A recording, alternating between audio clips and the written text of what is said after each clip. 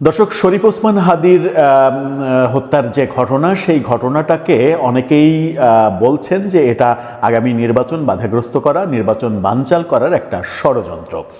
বিভিন্ন পক্ষ থেকে এই কথাগুলো আমরা শুনে আসছিলাম, কিন্তু এই কথাগুলো শরীফ ওসমান হাদির পরিবার কিংবা তার যে প্রতিষ্ঠান ইনকিলাব মঞ্চ, সেখান থেকে খুব একটা স্পষ্ট করে আমরা শুনিনি। এবার শরীফ ওসমান হাদির ভাই নিজে এই অভিযোগ করে বসলেন এবং বললেন যে নির্বাচনকে বানচাল করার জন্যই হাদির উপরে এই আক্রমণের ঘটনাটা নাকি ঘটেছে, অর্থাৎ এটা পরিকল্পিত। কিন্তু পরিকল্পনাটা তাহলে করলো কারা?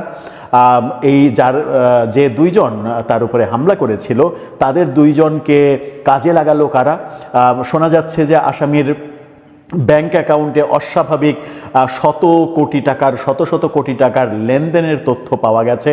এই টাকাই বা কোত্থেকে আসলো, কারা দিল, সেই প্রশ্নগুলোর সমাধান। দর্শক, বলছিলাম শরীফ ওসমান হাদির মৃত্যুর যে ঘটনা, হত্যাকাণ্ডের যে ঘটনা, সেই ঘটনাটা নির্বাচন বানচাল করা এবং নির্বাচন পিছিয়ে দেয়া, মানে নির্বাচনকে কলঙ্কিত করা, বিতর্কিত করা, এটার উদ্দেশ্যেই করা হয়েছে এমন অভিযোগ যখন ওসমান হাদির ভাই নিজে করেন, তখন সেটাকে আরও বেশি গুরুত্বপূর্ণ হিসেবে ভাবতেই হয় আমাদের। কি বলছে গণমাধ্যম? চ্যানেল 24-এর শিরোনামটা দেখলেই বুঝতে পারবেন। সেখানে বলা হচ্ছে ওসমান হাদিকে হত্যা করে নির্বাচন বাধাগ্রস্ত করার চেষ্টা হচ্ছে ওমর বিন হাদি, তার ভাই ওমর বিন হাদি। সেখানে যেটা বলা হচ্ছে সেটা হচ্ছে যে ইনকিলাব মঞ্চের মুখপাত্র শরীফ ওসমান হাদি বলেছিল ফেব্রুয়ারিতে দেশে নির্বাচন হতে হবে, তাকেই হত্যা করে নির্বাচন বাধাগ্রস্ত করার চেষ্টা হচ্ছে বলে অভিযোগ ওসমান হাদির বড় ভাই শরীফ ওমর বিন হাদি। শাহবাগে এক অনুষ্ঠানে, শহীদি শপথ যে অনুষ্ঠান হয়, সেই অনুষ্ঠানে তিনি এই দাবি করেছেন। ওমর হাদি তিনি বলেছেন, ওসমান হাদি শহীদ হয়েছে আজকে ৬ষ্ঠ দিন। সরকার দৃশ্যমান কোনো অগ্রগতি উপস্থাপন করেনি। সরকারের কাছে একটাই দাবি জানাচ্ছি, শহীদ ওসমান হাদির গোটা খুনি চক্রকে জাতির সামনে উপস্থাপন করুন। একটা জিনিস মনে রাখবেন, বাংলাদেশে জুলাই বিপ্লবের আগে যারা ক্ষমতাধর ছিলেন, যারা রাষ্ট্রকে নিজেদের মনে করতেন, তারা কিন্তু আজকে কেউ এই বাংলাদেশে নাই। তারা পালাতে বাধ্য হয়েছে। ওসমান হাদি যদি বিচার না পায়, এ ব্যাপারে যদি বিচার না হয়, আপনারাও একদিন বাংলাদেশ থেকে পালাতে বাধ্য হবেন, এমন কথা বলেছেন তিনি। জীবিত ওসমান হাদির চেয়ে শহীদ ওসমান হাদি অনেক গুণ বেশি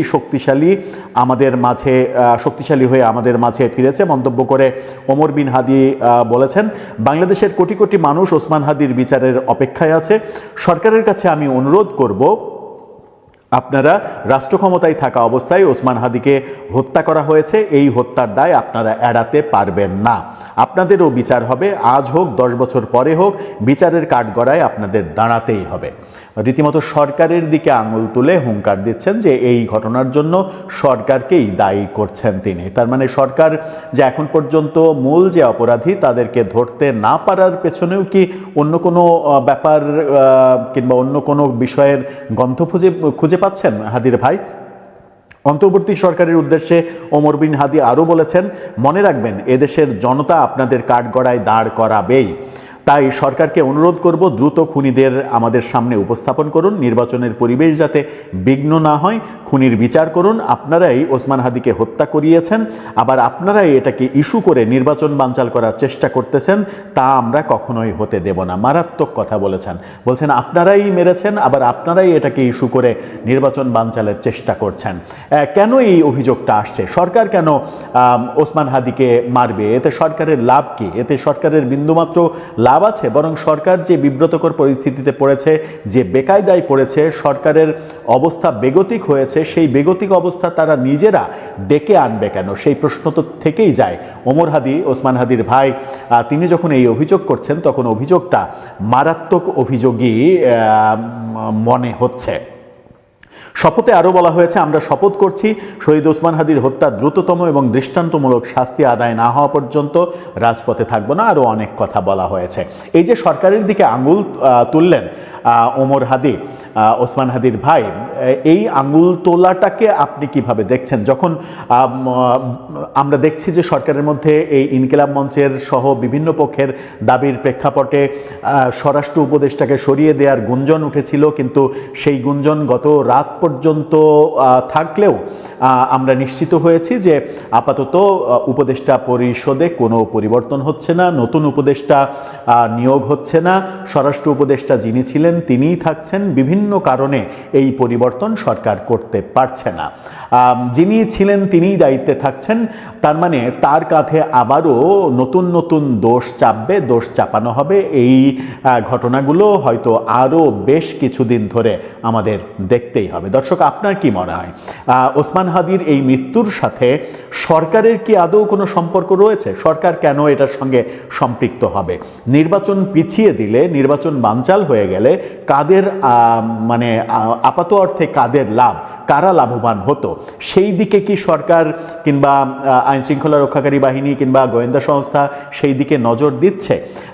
অনেকে বলেন নির্বাচন বানচাল করতে পারলে আওয়ামী লীগের লাভ, আবার অনেকে বলেন যে এক্সিস্টিং যে দলগুলো আছে সেই দলগুলোরই কেউ কেউ লাভবান হবে নির্বাচন বানচাল করলে, তারা ক্ষমতাটাকে আরও অনেক দিন উপভোগ করতে পারবে। এরকম দোলাচালের মধ্য দিয়ে আমার মনে হয় যে প্রকৃত ঘটনা দ্রুত বের করে আনতে হবে সরকারকে, যেন এই ধরনের মারাত্মক অভিযোগ তাদের দিকে না যায় যে এই ঘটনা সরকারই ঘটিয়েছে, আবার সেটাকে ইস্যু করে নির্বাচন বানচালের চেষ্টাও সরকার করছে।